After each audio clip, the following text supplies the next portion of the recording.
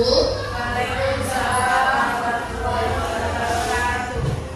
Yang terhormat Bapak Kepala Sekolah SD Negeri Mulai, dan yang terhormat Ibu Guru yang berkenan hadir dalam acara pada pertama-tama mari kita panjatkan puji syukur kita atas kehadiran Allah Subhanahu wa Ta'ala, yang mana pada pagi hari ini kita dapat berkumpul di ruangan yang sederhana ini dalam acara Ekstensi Budaya Positif.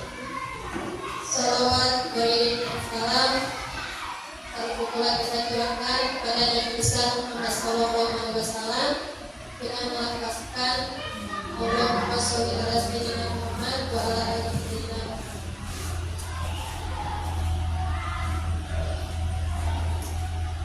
Hadirin sekalian, marilah kita masuk pada acara pertama, yaitu membuka yang sedang berlangsung.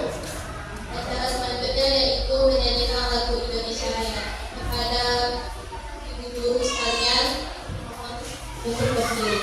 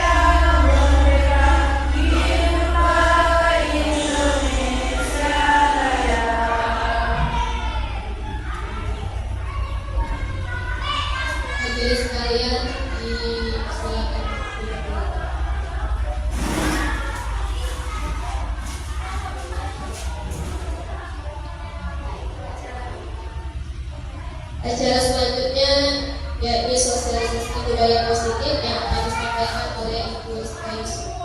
Ada Ibu Rizka.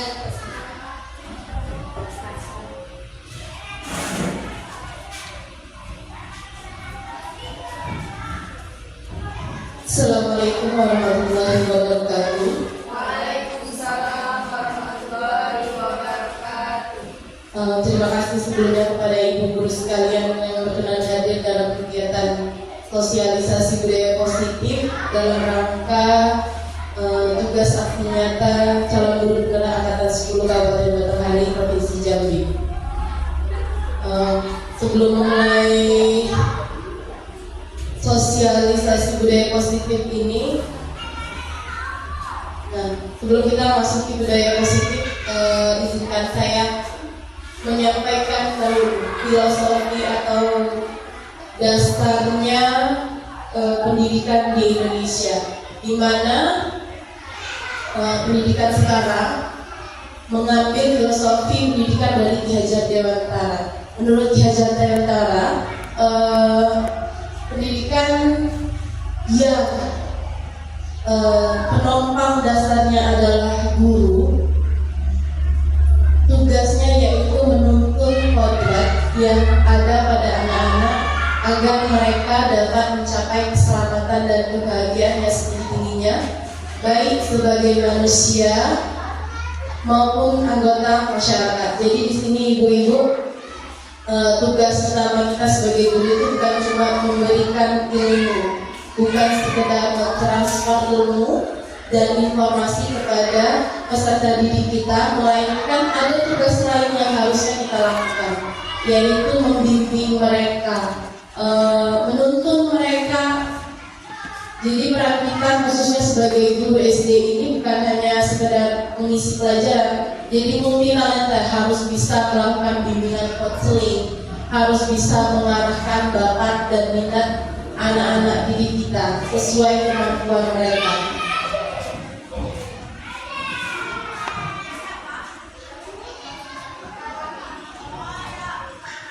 Kemudian nilai dan peran kita sebagai guru yang pertama yaitu kita harus menjadi pribadi seorang guru yang reflektif. Artinya apa? Dari kegiatan hari ini kita bisa menyimpulkan apa kelebihan misalnya, apa kelebihan pembelajaran yang kita lakukan hari ini, apa kekurangan atau hambatan sekalipun di kelas yang kita alami pada hari ini, kemudian untuk diperbaiki pada pertemuan-pertemuan selanjutnya. Kemudian kolaboratif. Nah, kolaboratif ini bukan mengenai kolaboratif kita sebagai guru di kelas bersama siswa saja. Jadi ada kolaborasi bersama atasan, kepala sekolah, kolaborasi dengan rekan sejawat, masukan-masukan dari atasan maupun rekan sejawat terhadap tupoksi kita di sekolah ini. Ya, jadi kita bisa diskusi secara singkat mengenai sesuatu yang terkadang tidak bisa kita pecahkan sendiri, sesuatu yang terkadang kita membutuhkan saran dari orang lain. Ya. Kemudian inovatif. Nah, inovatif di sini berarti tugas kita sebagai guru kan mengajar. Berarti kita harus melakukan inovasi pembelajaran supaya proses pembelajaran yang kita laksanakan itu dapat sampai kepada peserta didik dengan berbagai cara. Misal dari segi media, misal dari segi strategi, model, ya, atau metode dalam pembelajaran, sehingga apa yang kita inginkan hasil akhir pada peserta didik itu dapat dicapai dengan baik. Kemudian, berpihak pada peserta didik. Jadi tugas utama kita yaitu mengajar. Tujuan utama kita yaitu merubah peserta didik kita menjadi orang yang berhasil. Maka kewajiban kita memberikan pembelajaran yang intinya berpusat pada siswa, bukan kita yang berperan aktif dalam pembelajaran, ceramah dari awal sampai akhir. Itu otomatis kan gurunya tuh yang aktif, gurunya yang aktif dan anaknya jadi yang pasif. Tidak ada kegiatan untuk anak-anak, mereka hanya mendengar. Ya, jadi berpihak pada peserta didik berarti kita memberikan kesempatan kepada siswa kita supaya mereka dapat bekerja maupun berkolaborasi ataupun berkreasi terhadap pembelajaran yang ingin kita sampaikan. Ya, jadi mereka dapat memaknai pembelajaran yang sedang berlangsung. Kemudian visi guru. Nah, sebenarnya tujuan suatu sekolah itu dilandaskan dulu secara garis besar melalui visi sekolah. Namun sebagai guru tentu kita harusnya mempunyai tujuan juga. Apa tujuan kita di sekolah ini? Itu mungkin dari segi karakter akan berbeda-beda, namun tetap tujuan utama kita adalah menciptakan peserta didik yang sukses tentunya dengan lulusan terbaik, metode terbaik, keahlian atau kompetensi yang terbaik sesuai bakat minat mereka. Nah, visi guru ini dalam pendidikan adalah paradigma memuliakan kemanusiaan manusia di mana terbangunnya karakter cerdas pada diri peserta didik untuk menghadapi kehidupan secara berkarakter cerdas dalam berbagai bidang dan wilayah kehidupannya. Jadi proses pembelajaran di sekolah ini adalah menyiapkan anak didik kita untuk siap hidup dan berkembang dalam masyarakat nantinya. Nah, sekarang kita memasuki budaya positif. Kira-kira Bapak Ibu-ibu sudah pernah dengar belum tentang budaya positif? Ibu-ibu, Sudah pernah dengar Ibu Rani? Budaya positif? Sudah? Kapan Ibu Rani? Sekarang. Oke, baik. Selanjutnya, Miss. Nah, dari budaya positif ini nanti kita akan membahas tentang yang pertama adalah perubahan paradigma belajar. Yang kedua, disiplin positif. Kemudian yang ketiga adalah nilai-nilai kebajikan. Yang keempat, kebutuhan dasar manusia. Yang kelima, motivasi perilaku manusia. Yang keenam, posisi kontrol guru.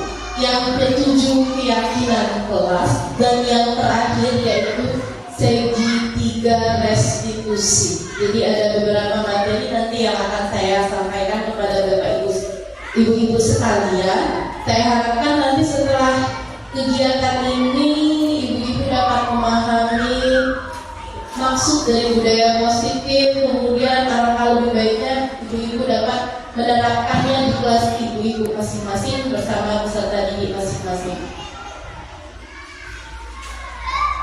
Nah, kemudian perubahan paradigma belajar. Nah, seperti yang kita tahu sekarang, kita pakai kurikulum Merdeka. Nah, patokan kita dalam kurikulum Merdeka yaitu profil pelajar Pancasila. Yang pertama, beriman, bertakwa kepada Tuhan Yang Maha Esa dan berakhlak mulia. Yang kedua, berkebinekaan global. Kemudian gotong royong, kreatif, bernalar, kritis, dan mandiri. Nah, diharapkan proses pembelajaran ini memiliki prinsip yang berdiferensiasi. Maksudnya adalah disesuaikan dengan kebutuhan dan tahapan peserta didik untuk mencapai atau mewujudkan profil belajar Pancasila. Jadi di dalam belajar tuh biasanya kita menyamaratakan kemampuan anak, sehingga kita kasih tugas atau LKPD-nya itu mengkotak-kotakkan atau mengklasifikasikan kemampuan peserta didik. Bagaimana caranya? Yaitu dengan asesmen awal, asesmen diagnostik. Nah, jadi setelah asesmen diagnostik tadi Bu, kita bisa tahu kemampuan awal peserta didik kita. Kita bisa tahu bakat atau minatnya. Kita bisa tahu gaya belajar anak. Karena gaya belajar anak beda-beda Ibu. Jadi ada yang suka lebih ke arah visual, ada yang lebih suka mendengarkan audio, atau lebih suka kedua-duanya, audio visual, gambar dan suara, yaitu video. Nah, dari asesmen diagnosis ini nanti kita akan merencanakan pembelajaran sesuai dengan kebutuhan anak-anak kita tadi. Dasarnya kita sudah dapat dari asesmen tadi. Nah, kemudian baru kita bisa merencanakan pembelajaran yang berdiferensiasi. Kemudian apakah pembelajaran berdiferensiasi itu memerlukan media belajar yang berbeda atau medianya sama saja? Menurut Ibu bagaimana? Dalam pembelajaran yang berdiferensiasi, apakah kita butuh media belajar yang berbeda dalam satu waktu atau medianya sama? Misalnya tadi dari beda anak yang suka lebih ke audio, ada yang lebih ke visual, mungkin itu bisa disamakan. Nah, Audio visual itu video pembelajaran. iya. Terima kasih Bu Dewi. Jadi benar. Jadi kita tuh melakukan pembelajaran yang berdiferensiasi itu tidak harus menggunakan media yang berbeda. Medianya sama, tapi perlakuan cara membimbingnya saja yang kita bedakan. Apalagi dari segi kemampuan, ya Bapak Ibu. Jadi LKPD-nya anak yang kemampuannya sudah bagus tidak bisa kita samakan dengan anak kemampuannya yang kurang, walaupun mereka dalam kelas yang sama. Nah, berarti dari segi LKPD nanti kita bisa bedakan. Kemudian tentu bimbingannya berbeda, tapi bukan berarti kita memihak terhadap murid tertentu. Tetap bimbingannya kita samaratakan, tidak membeda-bedakan. Jadi jangan sampai memberikan kecenderungan Nah, miskonsepsi tentang teori kontrol selama ini kesalahpahaman terhadap pemahaman kita yaitu guru itu mengontrol murid. Jadi guru berhak mengatur murid harus bersikap seperti apa. Ya, kemudian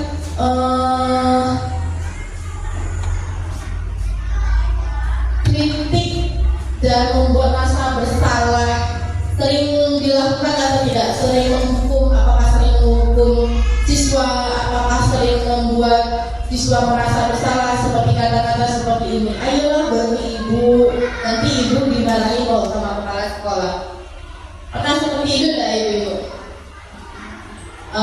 Ayo jangan seperti ini, nanti temannya nangis loh. Nah, kayak gitu nanti hal yang seperti itu yang kita lakukan itu akan menimbulkan rasa bersalah dalam peserta didik, malah mampu mengganggu pikiran siswa kita secara psikologis, tentu akan menghambat perkembangan mereka, cara berpikir mereka. Kemudian,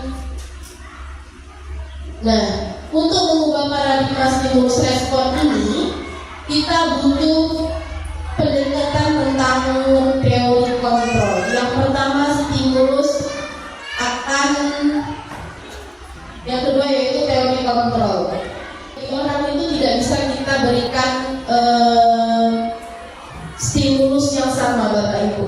Anak A dan B pasti mempunyai karakter yang berbeda, kebutuhan juga berbeda, kemampuan berbeda, tata cara berbeda. Maka tidak bisa kita berikan stimulus yang sama. Kemudian semua orang itu melihat hal yang sama, padahal setiap orang memiliki gambaran yang berbeda.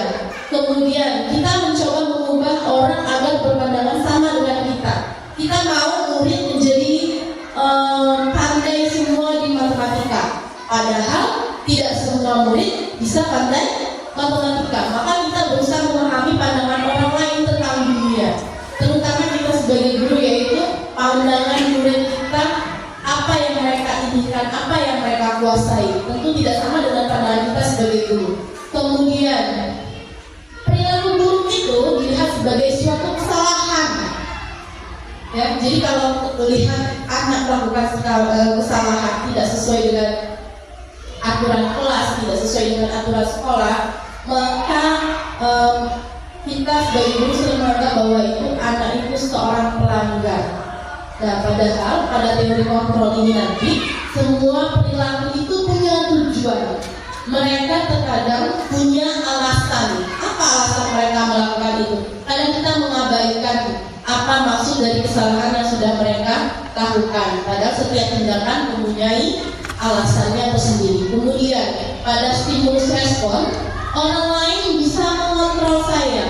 Ya, kita sebelumnya peran kita sangat dominan terhadap peserta didik, mengontrol semua tindakan. Kalian tidak boleh begini, kalian tidak boleh begitu. Ya, kita sangat mendominasi perkembangan anak di sekolah. Padahal seharusnya kita sebagai guru hanya bisa mengontrol diri kita sendiri.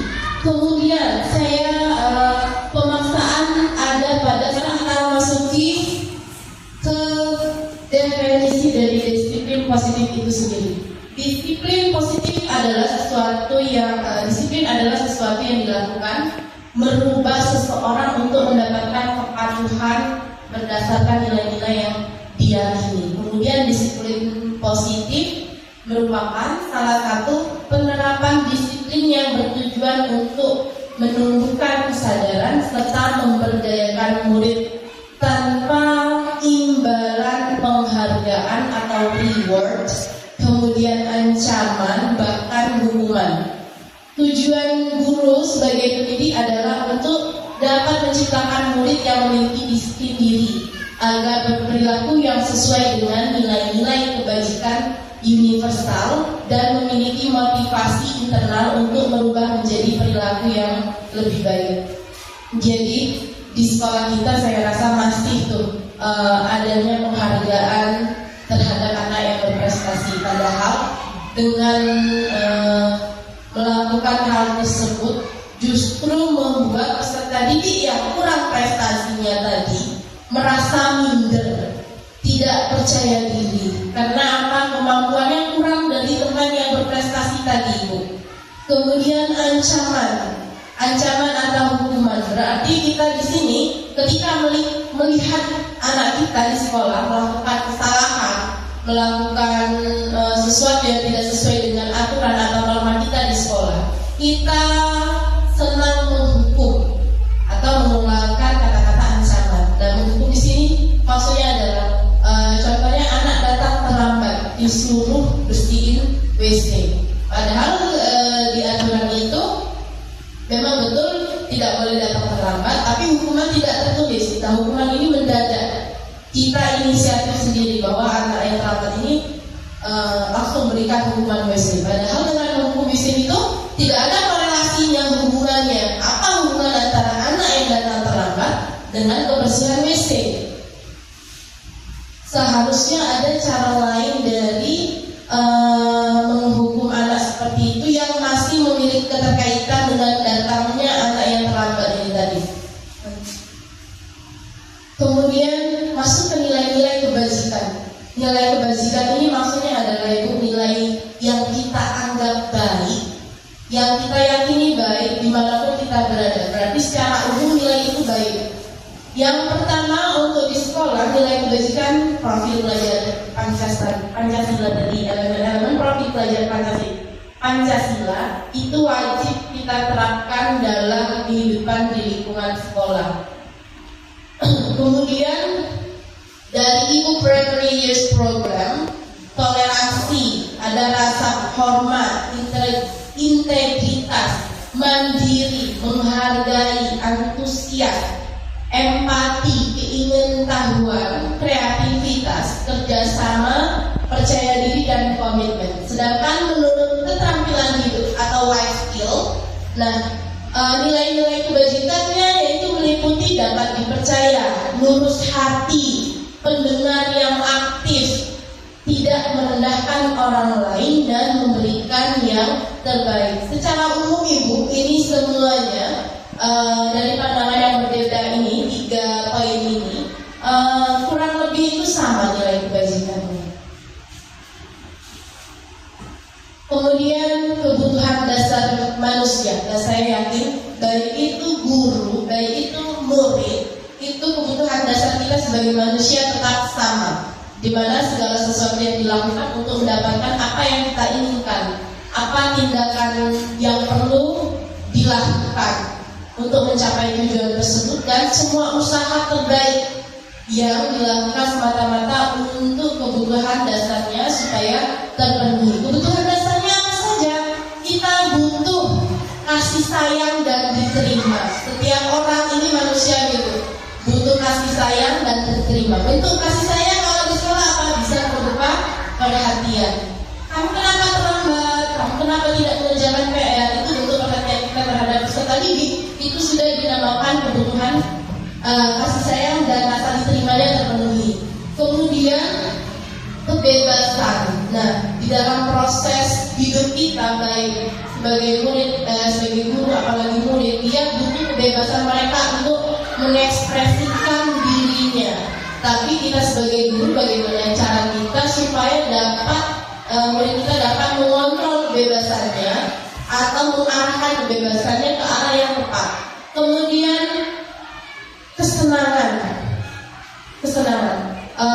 Di dalam hidup ini kita tidak melulu harus kesenangan. Ini adalah solusi kita dalam menghadapi masalah. Kalau ibu mencari kesenangan dengan cara seperti apa? Bu Siti? Shopping, belajar, buang-buang duit. Kalau Umi Rani bagaimana? Jalan-jalan, benar sekali. Jadi itu adalah salah satu bentuk kesenangan yang kita butuhkan. Kemudian penguasaan. Nah, contohnya nih Bu, kita mau belajar mobil. Kalau kita bisa bawa mobil, itu namanya penguasaan. Berarti kalau kita bisa menyediakan proses pembelajaran kepada siswa dengan media yang dikuasai, itu namanya penguasaan Bapak Ibu. Ya, jadi penguasaan ini berkaitan dengan keterampilan sesuatu yang ingin kita kendalikan, yang bisa kita kuasai. Nah, tujuan yang paling utama di dalam kebutuhan dasar manusia itu adalah bertahan hidup. Yang dimaksud bertahan hidup ini supaya kita tetap hidup, kira-kira apa yang kita butuhkan? Umirani, tetap hidup nih, bisa berjalan, sehat, makan. Benar sekali. Kebutuhan utama kita adalah makan supaya terhindar dari rasa kelaparan. Nah, ini adalah yang paling utama, bertahan hidup. Berarti ada 5 komponen kebutuhan manusia: bertahan hidup, kasih sayang dan rasa diterima, kebebasan, kesenangan, serta penguasaan. Kemudian motivasi perilaku manusia. Kita meyakini bahwa setiap tindakan yang kita atau orang lain lakukan itu punya alasan di balik sebuah tindakan. Motivasinya yang pertama yaitu menghindari ketidaknyaman atau hukuman. Yang kedua, mendapatkan imbalan penghargaan. Kemudian yang ketiga, menjadi orang yang mereka inginkan dan menghargai diri sendiri dengan nilai-nilai yang dipercaya. Jadi ketika murid berada di sekolah, tindakan mereka misal dalam mentaati peraturan, motivasinya apa? Yang pertama yang jelas dia mereka menghindari hukuman, tidak mau dihukum oleh guru misalnya. Yang kedua, supaya berprestasi mereka mengharapkan apa? Ada uang pesangon loh kalau kita ikut kegiatan itu. Nah, ayo kita ikut. Itu namanya mereka mengharapkan imbalan atau penghargaan. Berarti untuk kedua ini motivasinya bersifat dari luar. Nah, yang terakhir, menjadi orang yang mereka inginkan dan menghargai diri sendiri dengan nilai-nilai yang dipercaya. Ini motivasi yang nantinya akan menumbuhkan kesadaran diri, nilai kesadaran dari dirinya sendiri bahwa menaati peraturan misalnya itu adalah untuk kebaikan dirinya sendiri, untuk menjadi pribadi yang lebih baik melalui aturan-aturan atau keyakinan yang dibuat oleh sekolah.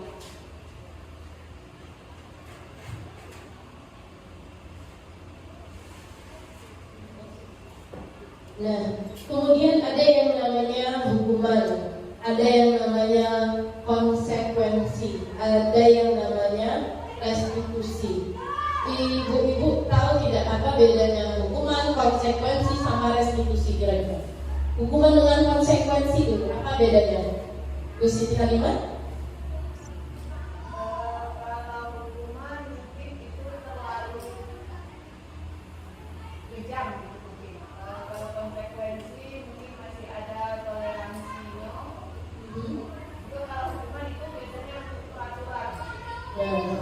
Kata Ibu Siti Halimah, hukuman itu untuk peraturan konsekuensi. Kalau konsekuensi berarti murid tahu kalau dia tidak mengerjakan PR, berarti dia akan mengerjakan PR tadi di jam istirahat, misal seperti itu namanya konsekuensi. Kalau hukuman bisa nanti sifatnya mendadak. Bu, si A tidak piket, tahu silakan bersihkan musola. Padahal yang tidak dipiketin adalah kelas, yaitu hukuman mendadak dan tidak ada korelasi antara pelanggaran dengan hukumannya tadi. Nah, benar sekali, hukuman itu tidak terencana biasanya, datangnya tiba-tiba. Kemudian murid tidak tahu apa yang akan terjadi ketika dia melanggar sebuah aturan atau norma. Nah, yang kemudian bersifat satu arah, hukuman itu berasal dari guru, tidak didiskusikan antara murid dan guru. Guru yang berhak memberikan hukuman, bukan murid yang menentukan hukuman mana yang akan dia pilih. Kemudian bentuk hukumannya itu fisik atau psikis, berupa tindakan ataupun serangan mental terhadap siswa dari kata-kata kita sendiri biasanya sebagai guru. Kemudian konsekuensi. Nah, konsekuensi ini biasanya itu sudah kita diskusikan. Kalau kamu melakukan datang terlambat, kamu sudah tahu apa yang harus kamu lakukan setelah kamu datang terlambat. Berarti itu konsekuensi. Ketika kamu tidak mengerjakan waktu istirahat. Itu mereka sudah tahu konsekuensinya. Berarti sudah kita diskusikan dulu di kelas atau di sekolah. Setiap pelanggaran yang dilakukan ada masing-masing konsekuensinya. Jadi mereka sudah sadar diri. Setelah melakukan kesalahan, mereka akan segera bertindak, melakukan mengerjakan konsekuensi atas kesalahan mereka. Kemudian murid merasa tidak nyaman. Guru itu tugasnya memonitor murid, ya. Mau tidak mau, karena sudah tertulis konsekuensi, dia harus melakukan. Yang tidak nyaman harus dilakukan, itu konsekuensi. Nah, guru ini sebagai monitoring, benar tidak dia sudah melaksanakan konsekuensi tadi. Itu peran guru di dalam konsekuensi. Kemudian direstitusi. Nah, restitusi ini dianggap sebagai solusi yang paling tepat dalam tingkatan 3 ini untuk menumbuhkan kesadaran secara intrinsik dari dalam diri siswa agar dapat berubah lebih baik. Prosesnya menciptakan murid untuk memperbaiki diri, karena dalam proses restitusi ini nanti ibu-ibu anak kita ajak diskusi. Kita tanyakan, kamu tadi kesalahannya buat apa? Kenapa? Kan tadi dasarnya sudah tahu, kita setiap tindakan ada alasan. Kenapa kamu melakukan tersebut? Apa alasannya? Nah, kemudian kita jangan menyudutkan murid kita yang salah. Tentu setiap orang itu tidak ada yang sempurna. Setiap orang pasti bisa membuat kesalahan. Pada proses selanjutnya nanti kita diskusikan tindakan solutif yang seperti apa yang bisa dia lakukan nanti untuk merubah kesalahan tersebut.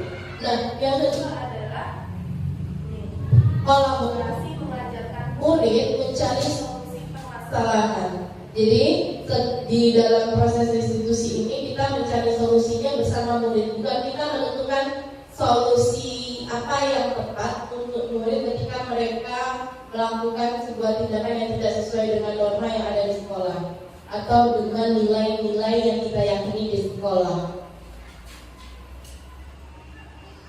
Nah, ada 5 posisi kontrol guru kepada siswanya. Yang pertama penghukum, yang kedua pembuat rasa bersalah, yang ketiga teman, yang keempat pemantau, yang terakhir adalah manajer. Kira-kira ibu-ibu berada di level yang mana sekarang? Umi, rasa di level yang mana? Sebagai teman, sebagai pembuat rasa bersalah, penghukum, pemantau, atau manajer? Teman. Oke. Umi merasa posisinya dengan anak murid itu sebagai teman. Berarti memposisikan diri sama seperti anak murid, menggunakan gaya bahasa yang anak-anak murid lakukan. Berarti kalau Ibu Siti Halimah, posisi yang mana Ibu Siti Halimah? Teman. Karena kalau menurut saya anak sekarang itu tidak bisa kita klasi, ya Ibu ya. Kita tidak bisa marah-marah terus untuk menghadapi kesalahan atau kenakalan anak, karena itu malah menimbulkan tindakan-tindakan yang lebih seharusnya berubah, malah lebih menjadi tambah jadi dia berbuat kenakalan misalnya. Kalau Ibu Deni?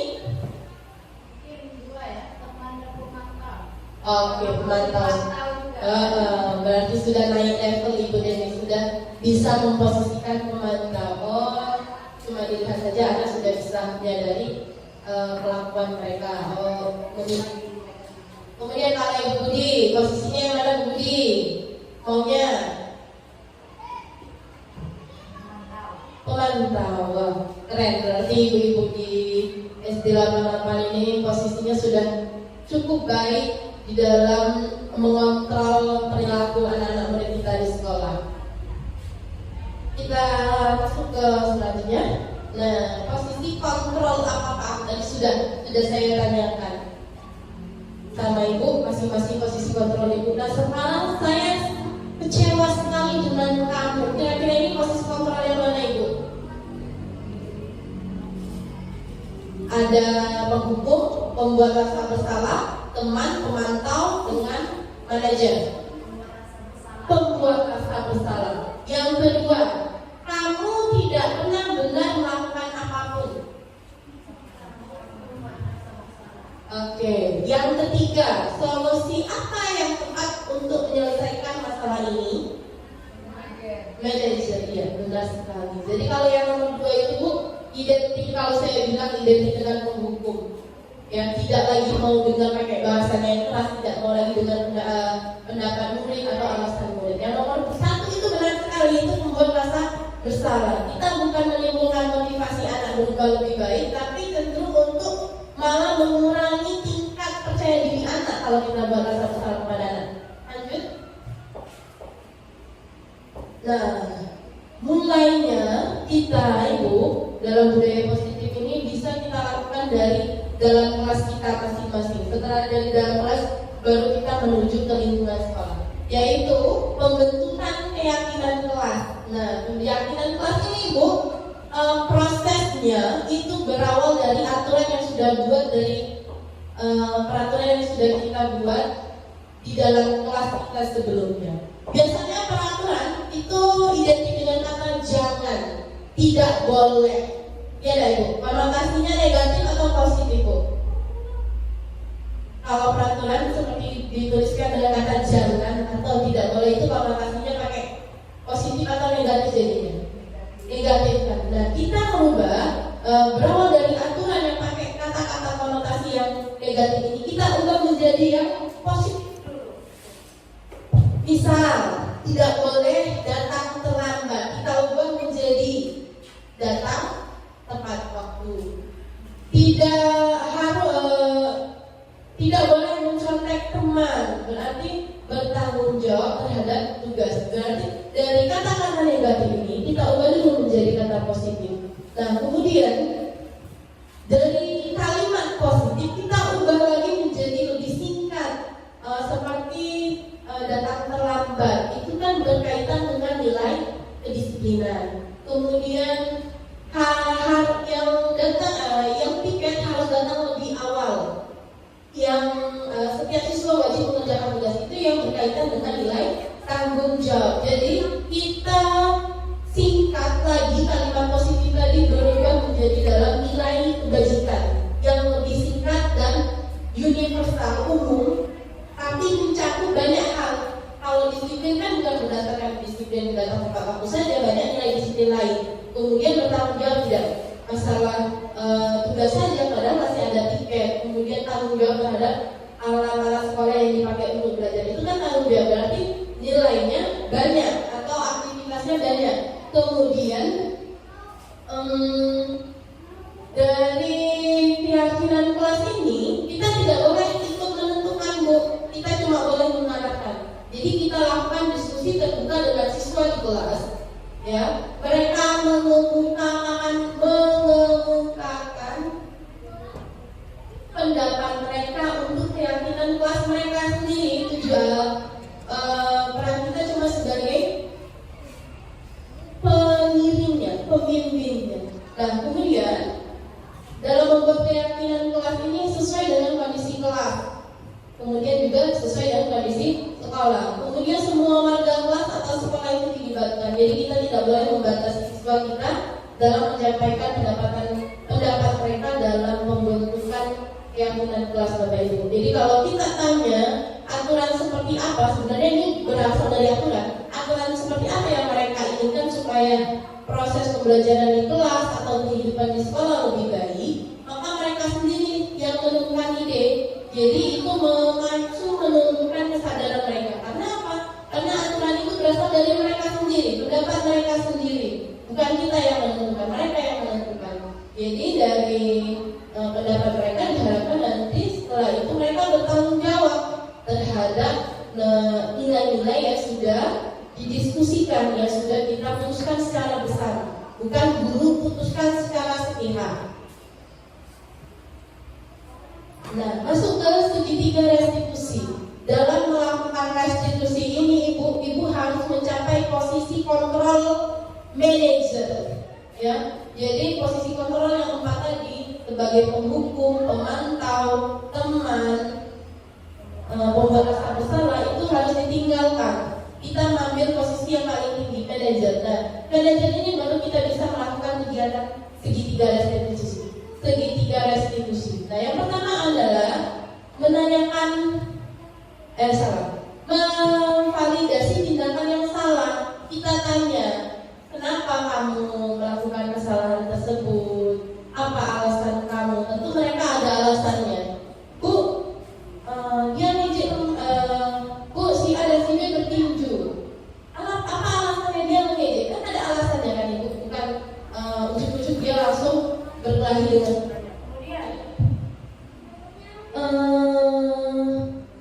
Setelah validasi itu kita menstabilkan identitas. Jadi kita menanamkan nilai bahwa setiap orang itu pernah berbuat salah, lumrah berbuat salah. Nah, salah ini adalah proses kita menjadi benar. Kemudian kita tidak boleh juga di dalam menstabilkan identitas ini menjudge atau langsung memberi label kepada anak dasar kamu dia teror. Tidak.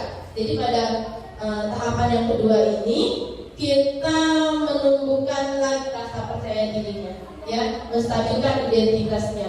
Kemudian yang di tahapan terakhir menanyakan keyakinan.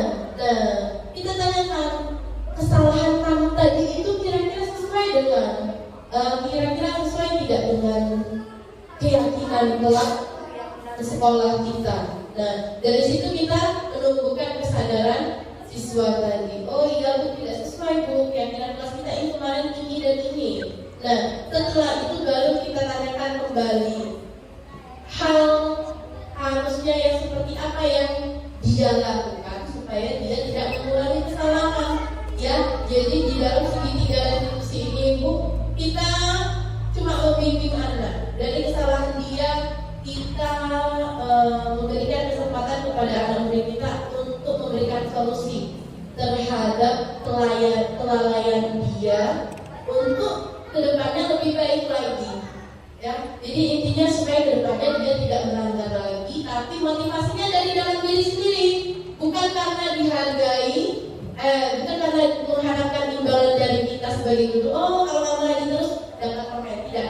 Jadi itu kalau yang seperti itu reward itu sifatnya sementara, Bu. Ya, jadi kalau dari restitusi ini kita mau kesadaran dia itu selama-lamanya.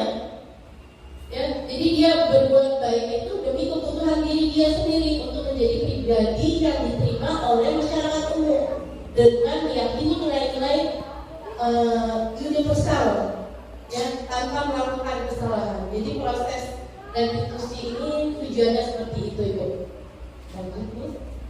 Nah,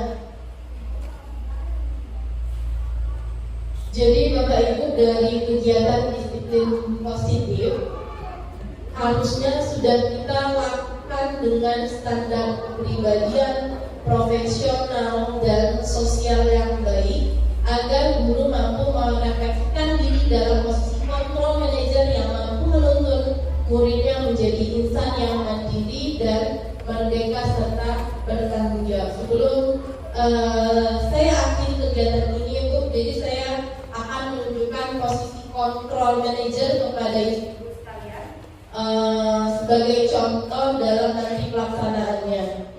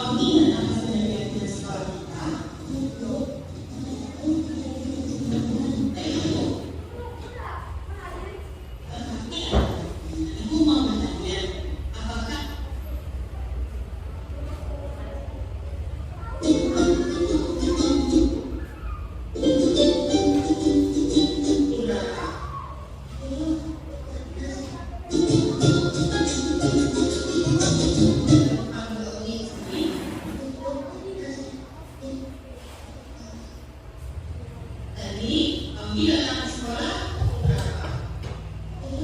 Apakah Audi tahu jam berapa kita mulai acara di sekolah? Ya, ya itu memang tidak pernah ada. Itu juga pernah lakukan Audi. Nah, bagaimana caranya supaya kita tidak melakukan kesalahan lagi kesalahan yang terjadi? Ibu yakin setiap tindakan atau perbuatan pasti ada alasannya. Ibu mau bertanya, apakah Audi punya alasan kenapa bisa sampai datang ke rumah? Apakah Audi mau cerita pada ibu?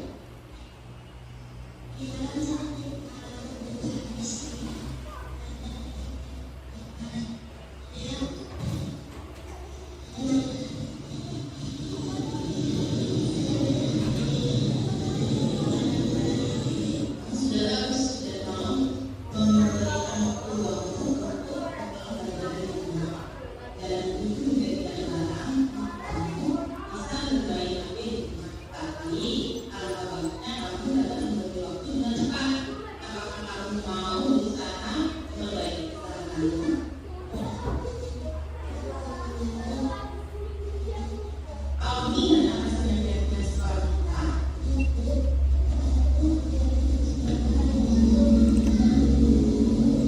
Audi, hal-hal apa yang bisa Audi lakukan supaya dapat hadir di sekolah apapun dan tidak terlambat?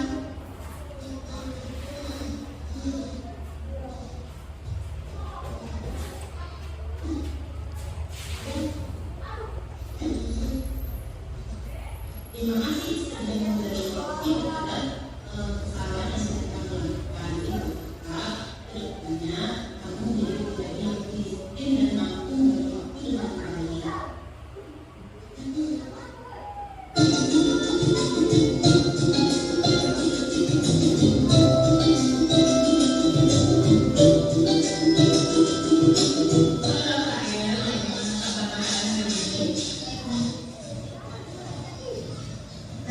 Tadi kan kita sudah melakukan ini. Nah, ketika untuk melakukan tadi, untuk dilihat pakai melihat terhadap tempat benar-benarnya apakah itu benar.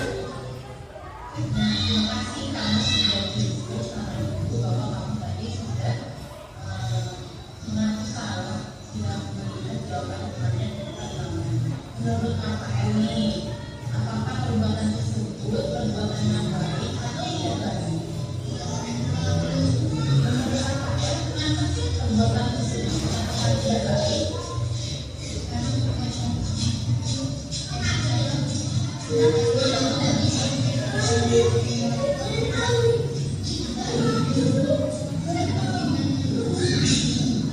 Bapak, apakah perbuatan tersebut adalah perbuatan yang benar atau perbuatan yang salah?